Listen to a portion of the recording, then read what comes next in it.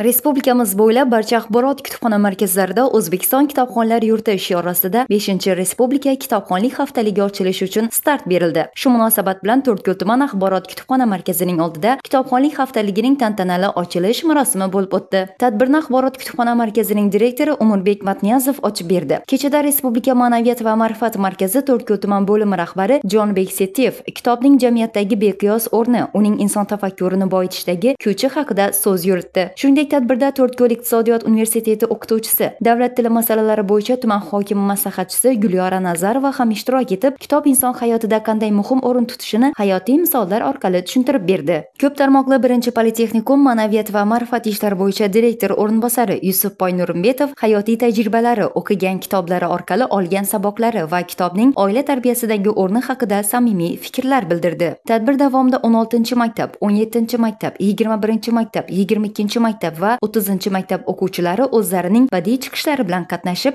tomoshabinlarga kitob, ilm, o'qish mavzularidagi sahna ko'rinishlari, she'rlar, jonli musiqiy chiqishlar orqali yuqori kayfiyat ulashdilar. Yosh ijodkorlarning ifodali chiqishlari, kitobxonlik madaniyatini yorituvchi teatrlashtirilgan sahnalari tadbirga alohida fayz bag'ishladi. Ushbu haftalik butun jamiyatda o'qishga, ilmga, tafakkurga bo'lgan hurmatni tiklashga xizmat qiluvchi keng ko'lamli harakatga aylanishi shubhasiz.